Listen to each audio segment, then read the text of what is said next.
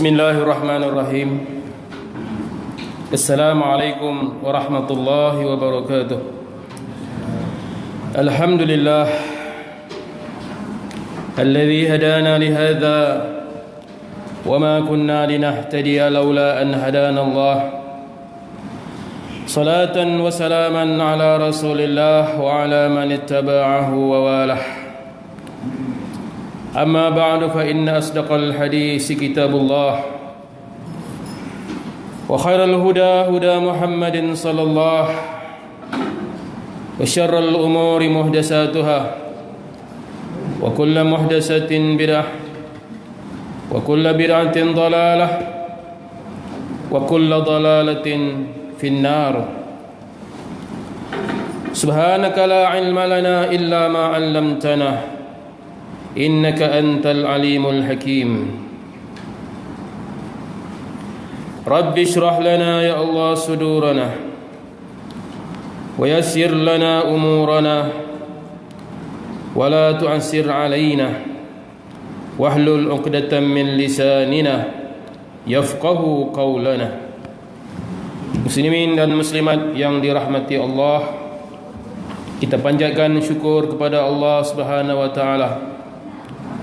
Dengan limpah taufik hidayah Allah, pada malam ini kita sama-sama dapat hadir ke rumah Allah ini melaksanakan salat maghrib berjamaah dan seterusnya duduk di dalam masjid berniat i'tikaf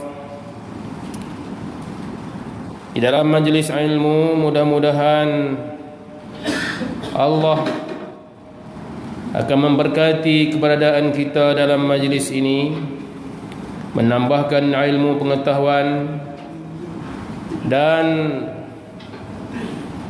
menjadikan kita dapat beramal dengan ilmu pengetahuan yang kita perolehi. Pada malam ini kita teruskan lagi sesi tafsir Al-Quran, tadabbur ayat-ayat Al-Quran, memahaminya, mendalaminya. Mudah-mudahan kita boleh menambahkan kefahaman kita tentang isi kandungan Al-Quran. Kita lanjutkan surah Ar-Rum. Jadi dahulu kita telah berhenti pada ayat yang ke-6, yang mana Allah menceritakan tentang kebenaran janjinya untuk memberi kemenangan kepada sesiapa yang telah Allah tentukan akan menang. Kita telah membaca ayat-ayat awal surah Ar-Rum pada minggu yang terdahulu, yang mana kita faham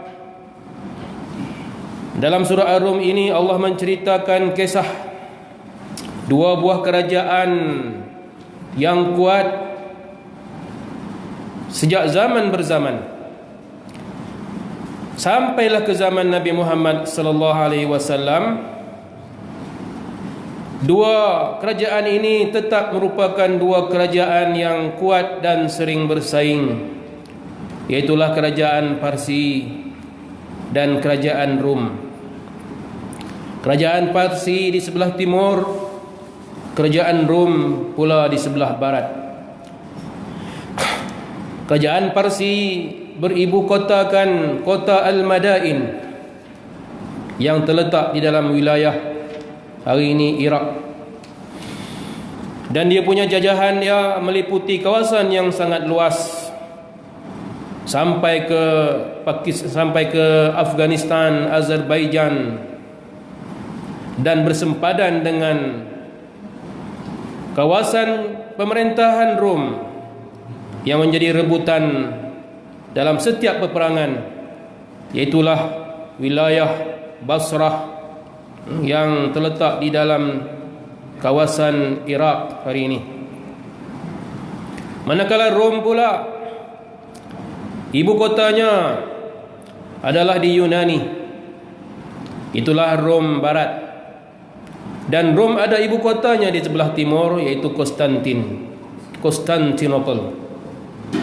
Yang hari ini Konstantinopel telah tiada, telah menjadi Istanbul, ibu negara Turki.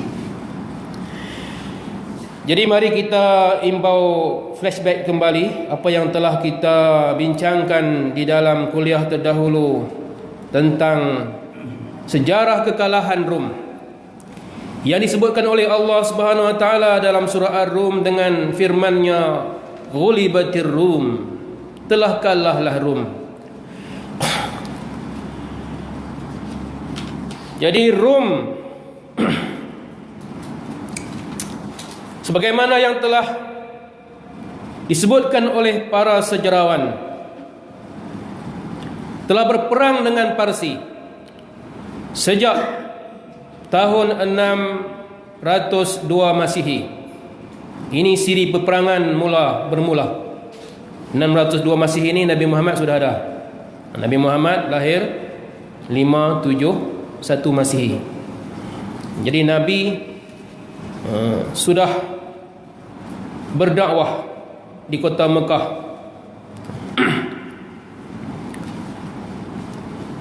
Ketika itu Parsi, rajanya bernama Khusrau II, manakala raja Rom adalah Kaisar Phocas. Itulah kaisar yang memerintah negeri Rom sebelum bangkitnya berganti dengan Heraklius. Heraklius datang kemudian. Jadi Rom mengalami kekalahan demi kekalahan. Sejak daripada tahun 602 Masihi, perang dengan Parsi, Rom kalah dan terus kalah. Banyak kawasan jajahannya di sebelah utara semenanjung Arab, di Syam, Mesir, di Basrah, kawasan-kawasan Iraq yang sebelumnya dipegang oleh Rom, akhirnya diambil alih oleh Parsi. Sehinggalah tahun 608 Masihi, serangan Parsi telah sampai ke gerbang Konstantin. Konstantin ni ibu kota yang telah dibina oleh Konstantin Al-Akbar, raja Rom di zaman dahulu. Dialah yang membina Konstantin. Sedangkan sebelumnya Konstantin dipanggil sebagai Byzantine, kerajaan Byzantine.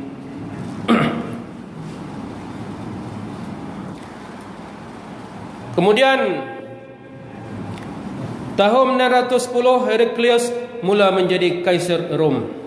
Rom ni raja dia nama Kaisar, manakala Parsi raja dia nama Kisra. Raja-raja kita nama Sultan. Jadi begitulah, raja-raja ni dia ada gelaran masing-masing. Habsyah raja dia digelar Najasyi. Mesir pula rajanya digelar Muqawqis. Ini semua gelaran-gelaran raja bagi negeri-negeri yang berbeza. Pada tahun 622 Masihi, itulah tahun hijrah Nabi Muhammad sallallahu alaihi wasallam dari Mekah ke Madinah. Heraklius mula melaksanakan reformasi dalam kerajaannya dengan menyusun semula struktur ketenteraan dan mula mengadakan perjanjian damai dengan beberapa negara seperti negara Turki dan negara Khazar. Jadi Turki Khazar ni di sebelah sana, sebelah sekitar Laut Balkan. Itu wilayah-wilayah mereka. Jadi oleh kerana asyik kalah saja perang, maka Heraklius pun mulalah buat perjanjian damai dengan negara-negara.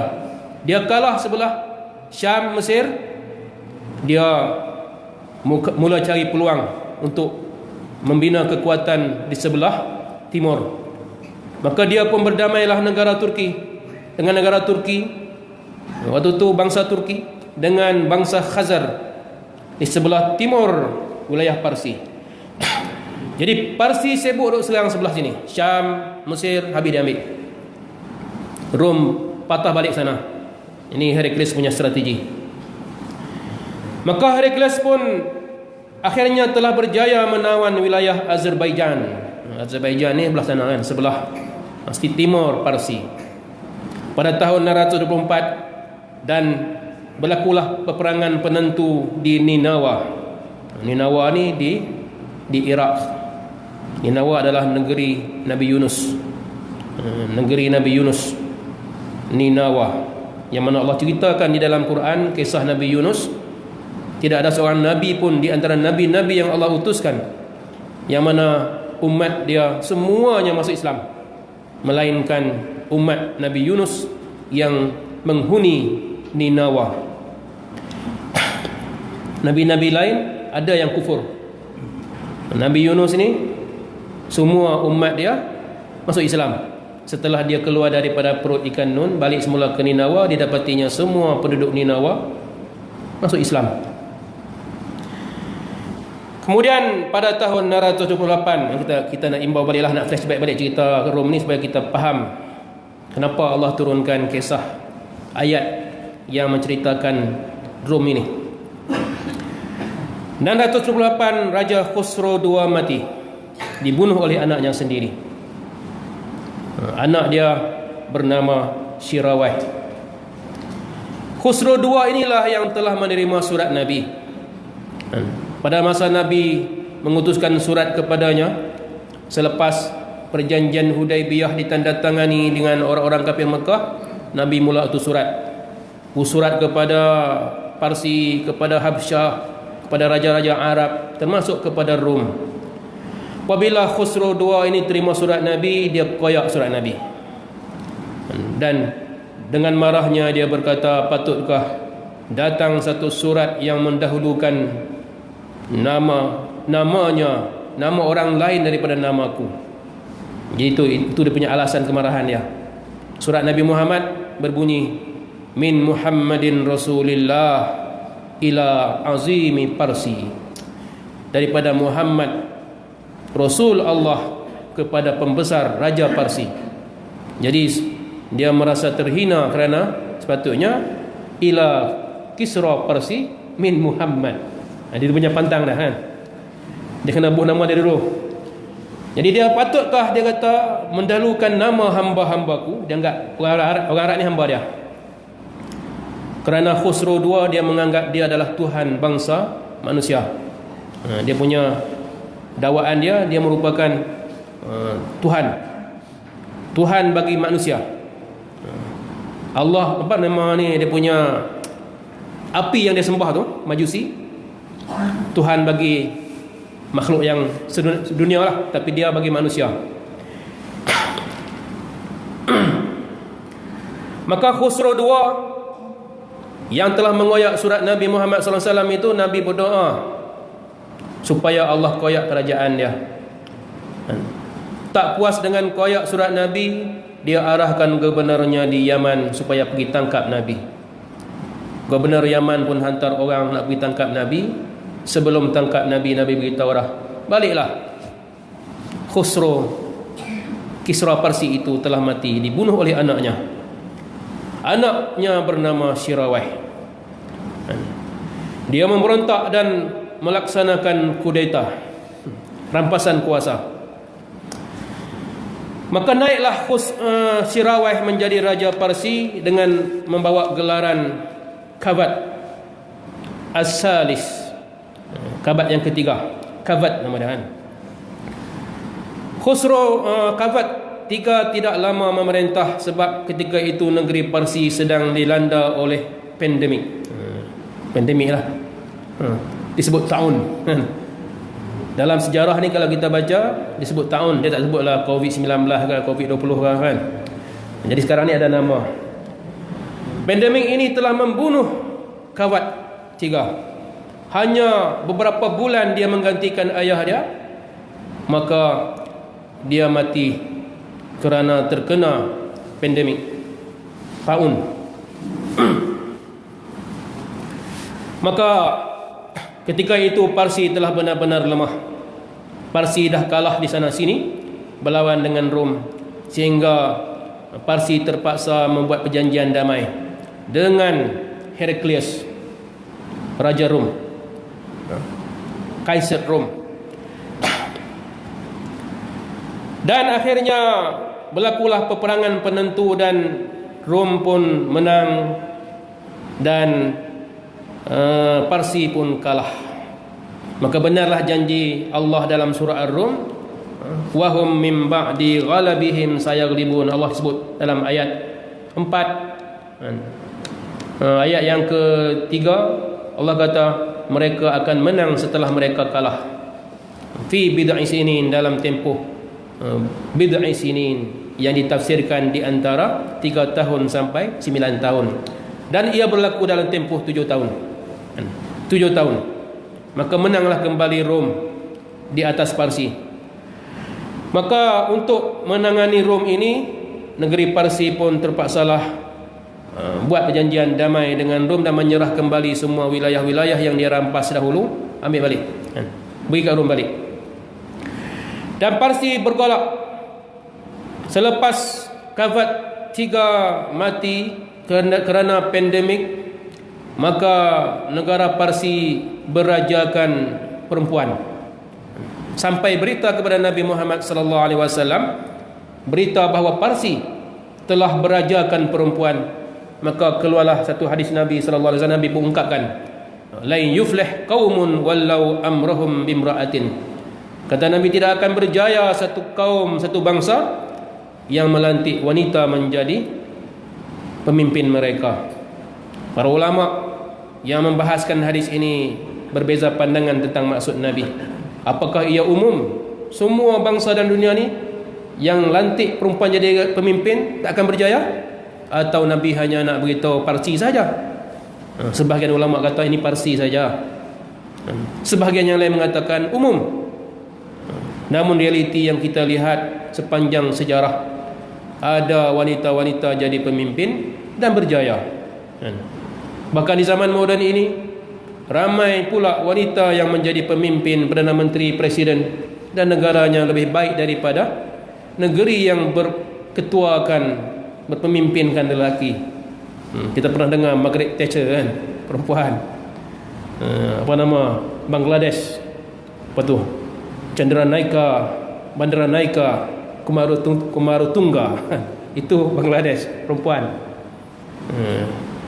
Jadi banyaklah dalam episod sejarah perempuan jadi pemimpin, dan tidaklah bangsa mereka menjadi musnah. Jadi untuk tidak menjatuhkan martabat sabda Nabi Muhammad SAW, maka sebagian ulama mengatakan hadis ini Nabi tujukan untuk bangsa Parsi. Selepas itu bergantilah 2 orang raja perempuan Parsi, sehingga akhirnya Parsi mendapat pemimpin lelaki yang bernama Yazdejed III. Yazdejed inilah raja terakhir Parsi. Jadi Yazdejed memerintah Parsi dari tahun 631 Masihi sampai 651 Masihi. Dan di zaman Yazdejed ini Islam mula menyerang Parsi. Semasa Khalifah Umar Al-Khattab menjadi khalifah Islam, dia mula menghantar tentera jihad, pasukan-pasukan jihad untuk menyerbu wilayah-wilayah sempadan, membebaskan bangsa-bangsa Arab yang ditindas oleh Parsi dan menyebarkan Islam di wilayah-wilayah Parsi. Sehinggalah berlaku peperangan Al-Qadisiyah di bawah panglima Islam yang unggul bernama Sa'ad bin Abi Waqqas, seorang sahabat Nabi, pada tahun 636 Masihi.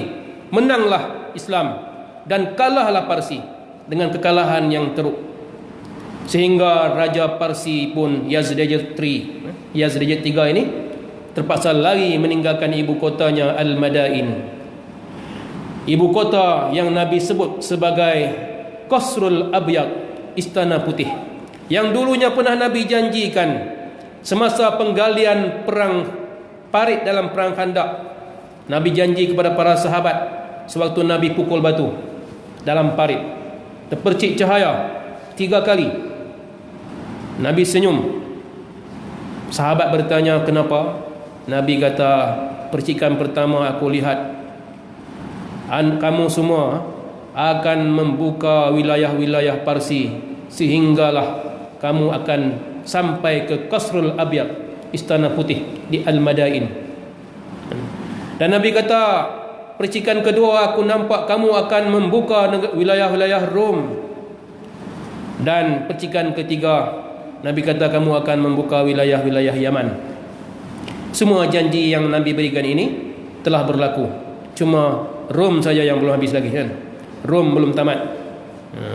Penaklukan Islam ke atas Rom belum komplit. Baik, jadi inilah dia. Yazdakir ini akhirnya dia mati, terbunuh.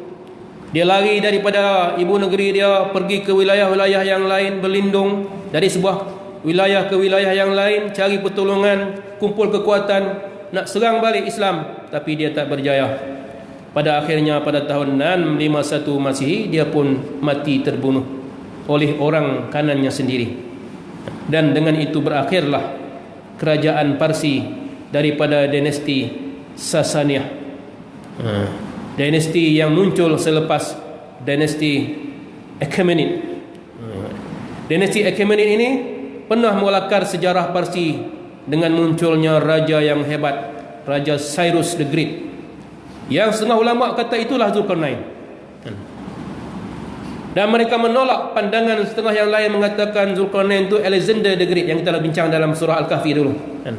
Cyrus the Great, seorang raja Parsi daripada dinasti Achaemenid yang pernah menakluk wilayah yang luas, dan dia beriman dengan Allah. Dia beragama Zoroaster. Agama yang dikatakan Nabi ini, Nabi Zoroaster ini seorang Nabi.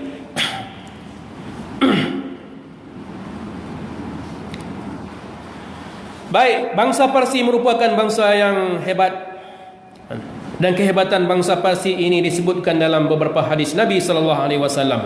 Dan kehebatan ini tidak dapat dinafikan kerana ia merupakan bangsa yang mempunyai tamadun yang panjang, bangsa yang mempunyai tamadun yang besar sepanjang sejarah. Dalam sebuah hadis sahih yang diriwayatkan dalam Sahih Bukhari dan Muslim daripada Abi Hurairah radhiyallahu anhu, Rasulullah sallallahu alaihi wasallam satu hari ditanya oleh para sahabat tentang satu ayat di dalam surah Muhammad yang berbunyi, wa in tatawallaw yastabdil qauman ghairakum. Allah kata, jikalau engkau berpaling, Allah akan ganti kaum yang lain untuk membela Islam. Lalu sahabat Nabi pun heran, kaum mana lagi? Kalau kami tak ada, kami tak nak tolong Islam. Allah kata, Allah akan ganti kaum yang lain. Lalu Nabi SAW pun memberi respon kepada pertanyaan itu dengan mengatakan, dengan meletakkan tangannya di atas paha Salman Al-Farisi. Ketika itu Salman Al-Farisi ada di sebelah Nabi.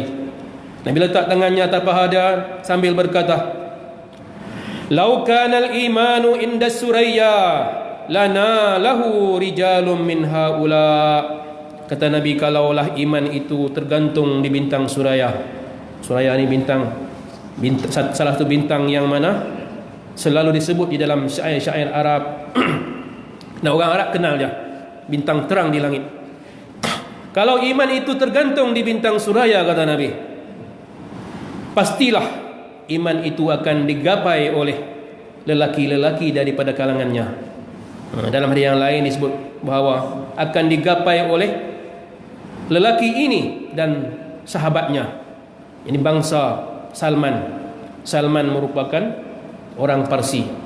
Dan kisah Salman ini pun pernah kita dengar, kembara panjangnya untuk bertemu dengan Nabi Muhammad, meninggalkan negara Parsi sampai Madinah.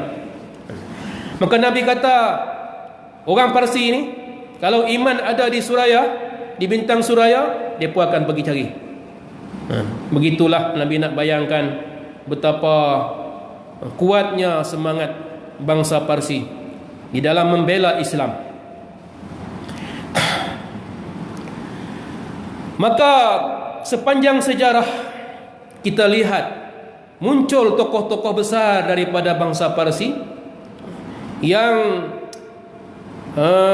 mencipta nama sebagai ulama-ulama Islam. Ibnu Khaldun dalam mukaddimahnya menyebutkan, kata dia, sungguhlah satu realiti yang menakjubkan. Kebanyakan yang menjadi jaguh-jaguh ilmu dalam Islam adalah daripada kalangan orang-orang ajam, orang bukan Arab. Bukan orang Arab yang jadi jaguh ilmu ni. Yang jadi jaguh ilmu, ulama terbilang, kata Ibnu Khaldun, banyak daripada bukan orang Arab. Dan salah satu bangsa yang penyumbang terbesar kepada jaguh-jaguh ilmuwan Islam adalah bangsa Parsi. Kita sebut beberapa tokoh ulama. Imam Abu Hanifah.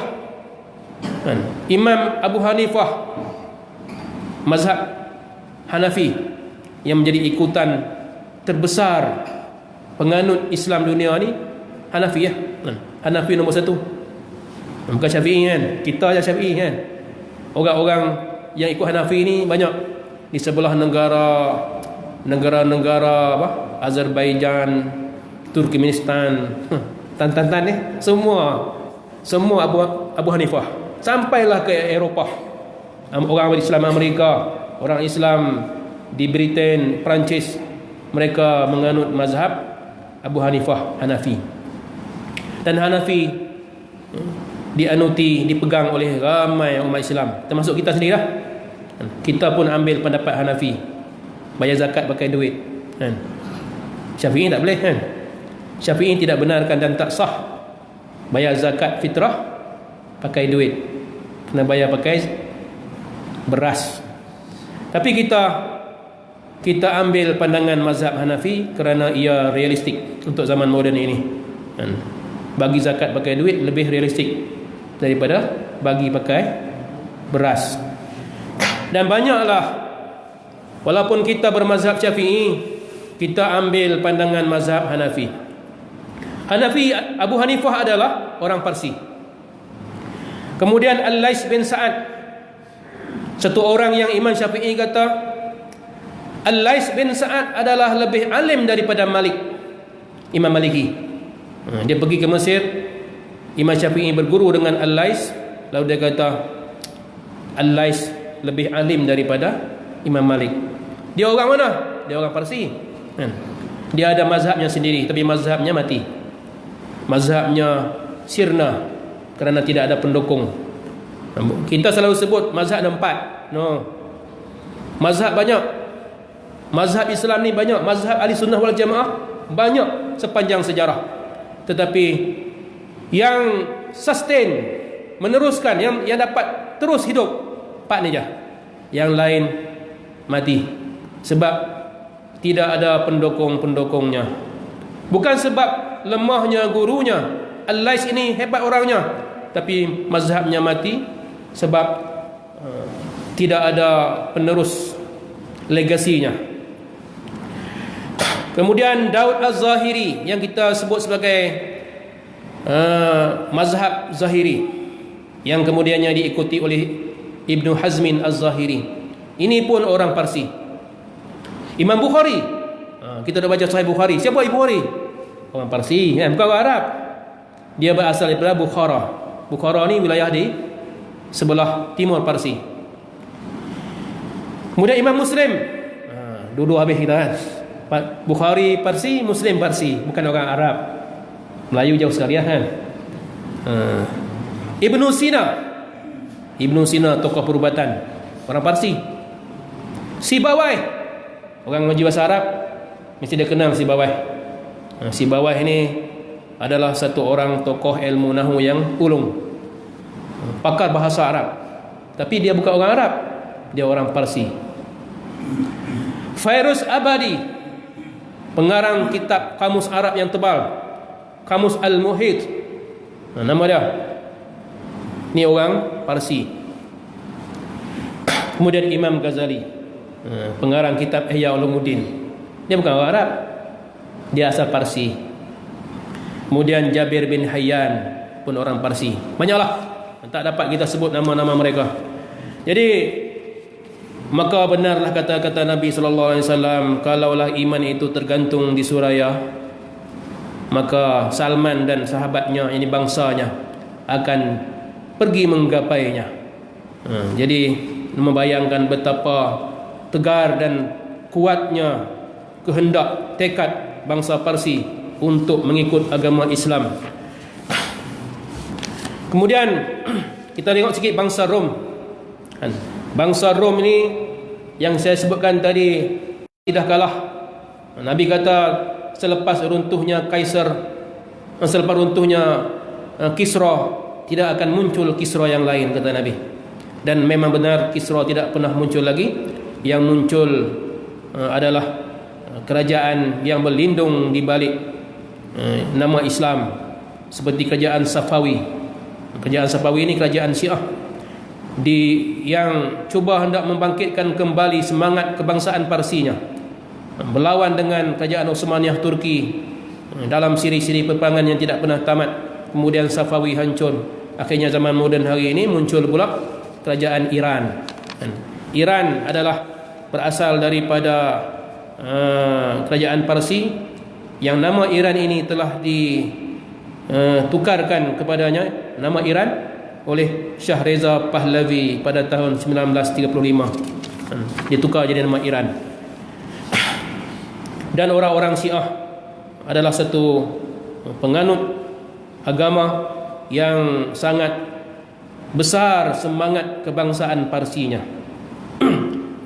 Mereka berlindung di atas nama Islam, tetapi di dalam hati mereka asabiyah kepada Parsi dan benci kepada Arab. Bangsa Rom pula tidak pernah kalah lagi, belum pernah kalah. Belum kalah semuanya. Kalah dah tapi tak kalah semua. Kita tengok sikit keistimewaan bangsa Rom. Telah disebutkan dalam Sahih Muslim dan lain-lainnya daripada Musa bin Ali, daripada bapaknya, kata dia, Al-Mustawrid Al-Kursi, seorang sahabat Nabi. Al-Mustawrid Al-Kursi, perawi hadis. Dia berada di sisi Amr bin Al-As, seorang sahabat Nabi, pada satu hari. Lalu Mustawrid Al-Kursi, sahabat Nabi lah, dia dengar Nabi Muhammad sallallahu alaihi wasallam telah bersabda. Dia duduk di sebelah Amr bin Al-As. Amr bin Al-As dia gubernur Mesir, sahabat Nabi yang dilantik menjadi gubernur Mesir pada zaman Omar, zaman Utsman, kemudian zaman Muawiyah. Dia menjabat jabatan sebagai gubernur negeri Mesir. Satu hari dia duduk di samping Mustawrid Al-Kursi, dan Mustawrid Al-Kursi pun telah berkata kepada Amr bin Al-As, kata dia, taqumus sa'ah war-rumu aksarun nas. Akan berlaku kiamat, kata dia. Nabi kata, Nabi cakap, Nabi telah berkata, kiamat akan berlaku dan Rom merupakan bangsa yang paling ramai, majoriti. Rom ni manusia paling ramai sebelum kiamat. Faqala lahu Amr bin Al-As, maka Amr bin Al-As pun berkata, absir, hati-hati kau cakap ni betul ke Nabi cakap? Jadi sahabat Nabi ni mereka sangat cermat. Satu orang yang mengatakan Nabi telah bersabda sekian, mereka kata absir, waspada. Lalu kata Mustawrid Al-Kursi, aqulu ma sami'tu Rasulullah sallallahu alaihi wasallam, aku hanya berkata apa yang aku dengar daripada Nabi sallallahu alaihi wasallam. Lalu Amr bin Al-As pun berkata, menyambung perkataan itu, dia kata apa? La in qulta zalik, kalau demikianlah engkau cakap, kau dengar Nabi cakap begitu, bahawa Rom ni akan menjadi bangsa paling ramai di akhir zaman. Kata Amr, inna fihim khisalan arba'an, itu kerana mereka ada 4 ciri. Jadi Amr bin Al-As menambah, bila dengar kata Nabi cakapnya itu,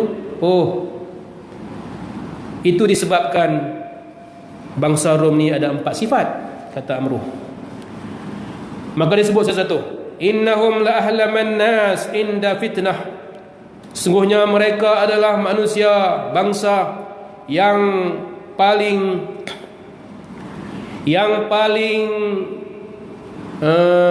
mengetahui cara menghadapi fitnah. Fitnah ni macam-macam lah. Fitnah alam, gempa bumi, tsunami, ataupun peperangan, wabak, pandemik, semua ni fitnah apa ni? Fitnah-fitnah ni adalah bala bencana. Kata Amru, kerana mereka ni bangsa yang paling tahu cara menangani permasalahan. Itu kelebihan bangsa Rom. Rom ni barat lah kan. Rom ni barat lah, Amerika, Britain, semua ni Rom lah tu, negara sebelah barat, yang kita sebut sebagai Bani Ishaq, sebab mereka ni keturunan Aisu bin Ishaq, Nabi Isa lah. Nabi Isa ada anak nama dia Yakub melahirkan keturunan Bani Israel. Ada lagi anak dia yang kita kurang kenal, Aisu ni melahirkan keturunan jadi bangsa Bani Al-Asfar dipanggil. Bani Al-Asfar itulah orang Rom. Yang kedua kata Amru, wa asra'uhum ifaqatan ba'da musibah. Mereka ni bangsa yang cepat bangkit setelah ditimpa musibah. Mereka paling tahu cara nak tangani masalah, dan mereka ni juga merupakan bangsa yang cepat bangun setelah ditimpa musibah. Kemudian kata dia yang ketiga, wa ausyakahum karratan ba'da farratin, dan mereka ni adalah bangsa yang cepat kembali kuat setelah kalah. Dah kalah, dia boleh kembali kuat balik. Itu kelebihan yang ketiga. Kelebihan yang keempat kata dia, wa khairuhum limiskin wa yatimin wa dha'if, dan mereka ni adalah orang yang paling baik, paling lemah lembut, paling suka berbuat budi kepada orang miskin, anak yatim dan orang lemah. 4 kelebihan bangsa Rom menurut Amru bin Al-As. Jadi Amru bin Al-As ini seorang sahabat Nabi yang banyak bergaul dengan bangsa Rom, dan dia juga seorang gubernur yang berada di barisan hadapan berperang dengan Rom. Bukan senang nak puji musuh ni kan, nak puji musuh sendiri ni bukan senang, tapi dia jujur. Amru bin Al-As kerana dia banyak mengetahui sifat orang Rom, dia pun buat research, kajian, dia rumuskan kepada 4. Yang keempat tadi, mereka ni orang yang suka berbudi kepada orang miskin, yatim dan dhaif. Semua sifat-sifat ni kita boleh tengok lah kan. Kita boleh tengok sendirilah macam mana ada pada orang barat hari ni. Yang paling banyak membuat kerja-kerja amal seluruh dunia ni orang barat lah. Pergi buat kat Afrika kan, kat Vietnam. Kita buat juga, tapi orang barat lagi hebat. Tak tertanding kita kan? Tak tertanding kerja amal kebajikan, bantu orang susah yang orang-orang barat buat di seluruh dunia. Kemudian kata Amru, ditambah lagi satu, 4 perkara tadi, perkara yang dia sebut, dia kata wa khamisatan hasanatan. Aku lupa sebut, ada satu lagi, ada yang kelima. Yang kelima inilah yang terbaik. Hasanatan jamilatan, yang elok, yang cantik, yang kelima ni kata Amru. Wa amna'uhum min zulmil muluk, dan mereka lah bangsa yang paling enggan menerima kezaliman pemerintah. Kalau ada pemerintah zalim, mereka tumbangkan. Mereka tak boleh terima kalau ada pemerintah di kalangan mereka, pemerintah yang zalim, mereka akan gulingkan. Jadi mereka sentiasa mendapat pemerintah yang adil. Yang naik pemerintah mereka, maka pemerintah itu kena adil. Jadi pemerintah ni kalau adil, itulah dia pemerintah yang sebenar. Di dalam sejarah Islam kita tengok ada banyak pemerintah zalim kan? Tapi orang Islam boleh terima.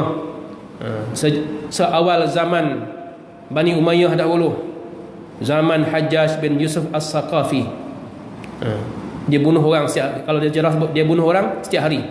Gubernur negeri Iraq yang dilantik oleh Abdul Malik bin Marwan, khalifah Bani Umayyah. Dan dia bunuh orang terakhir adalah Sa'id bin Jubair, seorang tabi'in agung. Dia bunuh kerana tak mau ikut dia. Itulah orang terakhir dia bunuh. Ini Hajjaj bin Yusuf As-Saqafi, seorang penguasa zalim, tapi dia terus memerintah. Orang Islam tak bangkit menentang dia. Jadi sifat orang barat lain. Kata Amru, mereka paling tak boleh terima, enggan menerima kalau ada kezaliman daripada pemerintah. Jadi Rom di akhir zaman. Kita tengok hadis Nabi sallallahu alaihi wasallam. Hari ini kita tak masuk tafsir lah, kita akan flashback beberapa hadis. Masuk syarah kan? Kita akan flashback beberapa cerita pasal Rom sikit. Dalam sebuah hadis Nabi sebut, hadis Bukhari, Nabi sebut ketika dalam perang Tabuk, kata Nabi, udud sitan baina yaday sa'ah. Kamu ingat ada 6 perkara, kata Nabi, sebelum kiamat berlaku. Seorang sahabat tanya, bila nak berlaku kiamat? Macam-macam, apa tanda kiamat? Nabi kata, ingat 6 perkara. Pertama, kata Nabi, matinya aku. Aku mati, inilah tanda-tanda kiamat. Yang kedua, summa futiha baitul maqdis. Kemudian akan dibuka Baitul Maqdis. Dah berlaku dah. Mati Nabi dah berlaku. Pembukaan Baitul Maqdis di zaman Umar dah berlaku.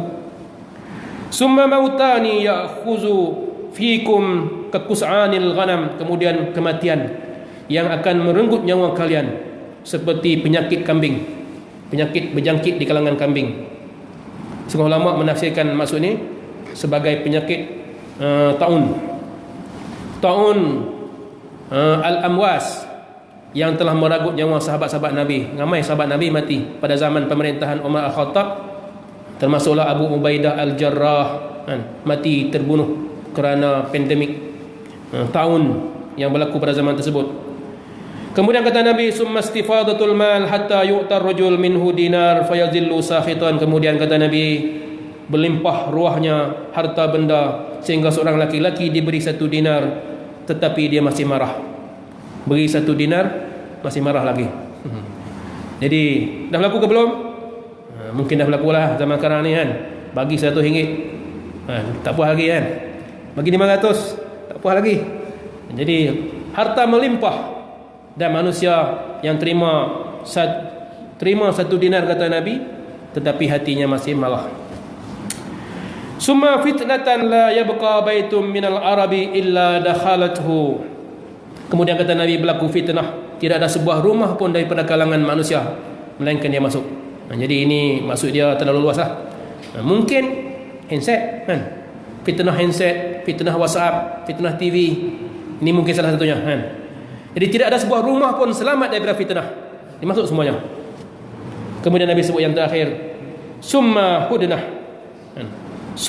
hudnah takunu bainakum wa baina banil asfar fayaghdirun. Kemudian berlaku perdamaian antara kamu dengan bangsa Rum. Kemudian mereka khianat. Fayatuna tahta samanina ghayah. Kemudian mereka datang di bawah 80 lambang bendera. Tahta kulli ghayatin isna asyar alfan. Setiap bendera ada 12,000 tentera. Jadi hadis ni menceritakan tentang apa akan terjadi orang Islam dengan Rom ni. Jadi akan berlaku perdamaian. Ini tak berlaku ya? Belum berlaku lagi. Para ulama mengatakan ini belum berlaku lagi. Perdamaian di antara Rom dengan orang Islam, kemudian orang Rom khianat. Dalam hadis yang lain disebutkan bahawa perdamaian ini berlaku setelah berlakunya peperangan kecil yang banyak. Peperangan kecil berlaku di sana sini sehinggalah berlaku perdamaian di antara orang Rom dengan orang Islam yang ketika itu dipimpin oleh Imam Al-Mahdi untuk menyerang musuh bersama. Hasil perpaduan itu akhirnya musuh bersama tadi dapat dibanteras. Musuh, kata Nabi, aduwan min waraikum, musuh di belakang kamu. Siapa musuh tu? Ulama berbeza pandangan. Ada kata Cina, ada kata Rusia, ada kata Syiah, Iran, ada kata teroris.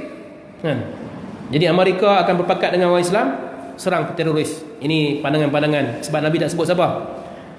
Jadi musuh tadi kalah, akhirnya orang Rom pun kata ghalabas salib, salib telah menang, Kristian dah menang.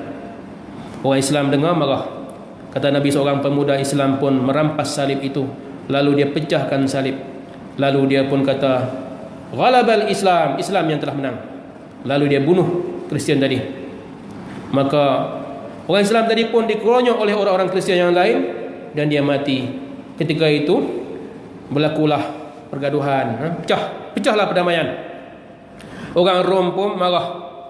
Mereka berbalik ke negeri mereka kumpulkan pakatan, dapat 80 pakatan, 80 negara. Lalu mereka datanglah dengan 80 buah negara ini. Setiap negara, setiap bendera, kata Nabi, ada 12,000 tentera. Jadi 960 lebih kan, 960 lebih, kakak sejuta lah tentera mereka nak serang tentera Islam.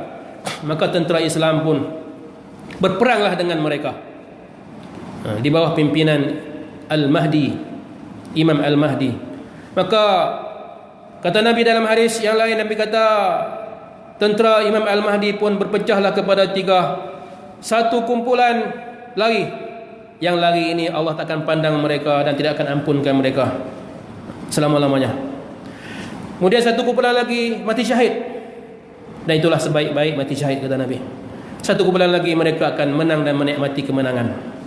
Dan mereka akan menikmati kemenangan ketika mana mereka sedang memungut harta ghanimah peperangan. Maka datanglah laungan mengatakan Dajjal telah keluar. Lalu mereka pun meninggalkan harta rampasan perang mereka yang ada di tangan, lepas habis. Mereka pun balik rumah kerana bimbangkan anak dan isteri mereka. Dalam hadis yang lain, Nabi menyebutkan, hadis Muslim, Nabi bertanya kepada para sahabat, sami'tum bimadinatin janibun minha fil barri wa janibun minha fil bahr.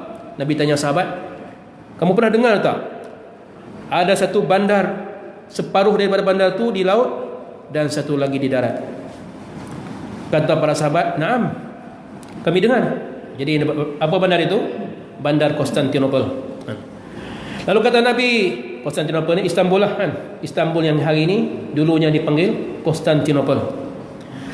Kata Nabi, tidak akan berlaku kiamat sehingga Konstantinopel itu akan diserang oleh 70,000 daripada tentera Bani Ishaq. Bani Ishaq ni Rom kan?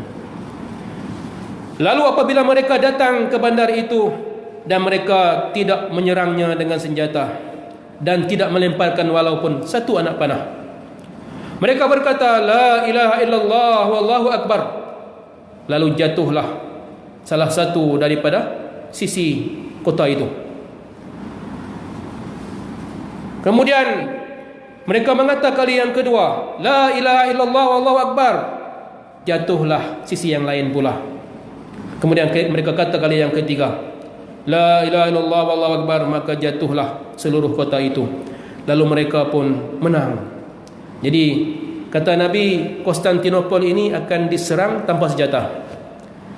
Jadi dulu Konstantinopel telah diserang oleh Muhammad Al-Fatih menggunakan senjata, sehingga Konstantinopel telah berjaya ditawan dan akhirnya menjadi milik orang Islam, menjadi ibu kota kepada kerajaan Utsmaniyah, Istanbul.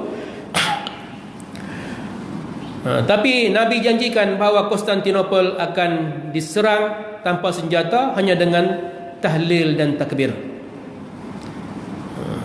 Konstantinopel mana lagi? Para ulama membahaskan hal ini dan mengatakan Konstantinopel itulah ibu kota Heraklius yang ditawan oleh Muhammad Al-Fatih. Kemudiannya kata Ibnu Katsir akan kemudiannya jatuh ke tangan orang kafir baliklah. Jadi kita tak tahu, sejarah masih panjang lagi kan. Istanbul ini akan kekal di tangan orang Islam atau tidak. Tapi Nabi sebut dalam hadis riwayat Muslim mengatakan Konstantinopel akan ditawan oleh orang Islam tanpa senjata, hanya takbir tahlil saja. Kemudian ketika mana mereka tengah duk menikmati kemenangan itu, lalu datanglah kabar berita jeritan mengatakan Dajjal telah keluar. Maka mereka pun tinggalkan semuanya. Ini hadis tentang tadilah. Dalam hadis ini ada satu poin penting. Nabi kata 70,000 Bani Ishaq, orang Rom, akan sertai peperangan ini. Jadi orang Rom, kata Ibnu Katsir, setelah mereka berperang dengan orang Islam, mereka akan kalah dan mereka ditawan. Ramai tentera Rom ditawan dan yang ditawan itu masuk Islam. Dalam sebuah hadis yang lain disebutkan bahawa orang Rom akan meminta kepada orang Islam, dia kata, berikan kami tawanan-tawanan itu, biar kami bunuh mereka. Lalu orang Islam pun kata, kami tidak akan berikan saudara-saudara kami kepada kalian. Jadi hadis ini menunjukkan bahawa orang Rom masuk Islam dan mereka akan sertai peperangan menyerang Konstantin kali kedua ini, yang mana serangan ini dilakukan tanpa senjata dan menang. Jadi penyertaan Bani Ishaq, orang Rom, dalam peperangan ini adalah penyertaan untuk pembukaan Rom kali yang pembukaan Konstantin kali yang kedua. Dalam hadis Nabi kata pembukaan Konstantin adalah sebelum kiamat.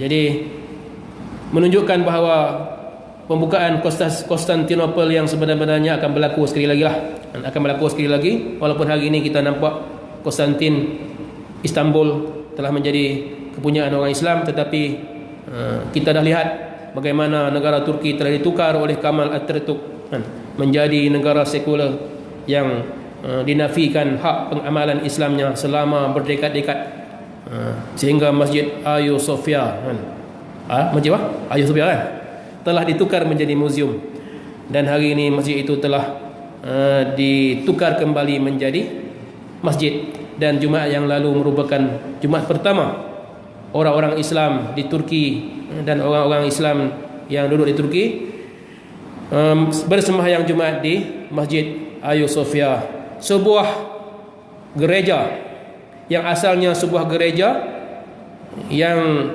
dibeli oleh Muhammad Al-Fatih setelah dia membuka Konstantin. Dia bayar harga, dia beli gereja tadi, dia tukar jadi masjid, dan terus menjadi masjid sepanjang zaman pemerintahan Khalifah Osmaniyah, sehinggalah Turki bertukar menjadi republik pada zaman Kemal Atatürk. Dia ditukar menjadi muzium, dan hari ini ditukar kembali menjadi masjid. Dan orang-orang barat mengkritik keras, bahkan orang-orang Islam sendiri yang konon-kononnya cendekiawan bercakap senada dengan barat. Mereka mengatakan ini tak patut kan, tukar gereja, mana boleh tukar gereja, tukar masjid, tukar gereja kepada masjid. Mereka cuba melupakan sejarah hakikat Hagia Sophia ini, dan mereka juga mengabaikan apa yang telah Spanyol telah lakukan ketika mana mereka mengambil Andalusia. Berapa ratus masjid yang bertebaran di bumi Spain hari ini telah ditukar menjadi gereja, bahkan ditukar menjadi kandang babi pun ada. Yang dulunya masjid-masjid itu adalah punya umat Islam semasa pemerintahan Andalusia, tapi mereka tidak bersuara dalam hal itu. Mereka tidak cakap apa-apa. Tapi bila satu masjid yang punyaan kita ditukar jadi muzium, balik masjid balik, mereka riuh. Ada beribu masjid, ada beratus masjid di Spain yang mana telah ditukar menjadi gereja, menjadi kandang babi, menjadi muzium, tetapi mereka tidak mengkritiknya. Jadi inilah double standard barat, dan double standard ini menjangkiti kepada pemikiran setengah daripada orang-orang Islam sendirilah yang bercakap senada dengan barat. Mudah-mudahan Allah memberikan kita kefahaman yang jelas. InsyaAllah pada minggu yang berikutnya, kuliah berikutnya, kita akan sambung ayat 7 sampai ayat seterusnya lah. Kita tinggal pada ayat 7. Hari ini kita tak bincang apa-apa surah, kita cakap pasal Rom dengan Parsi lah, kita flashback balik. Biqadri hadza wa astaghfirullahalazim. Wassalamualaikum warahmatullahi wabarakatuh. Bismillahirrahmanirrahim. Alhamdulillah wassalatu wassalamu ala Rasulillah. Allahumma alimna ya Allah ma yanfa'una wanfa'na ma 'allamtana. Walhamdulillahirabbil alamin.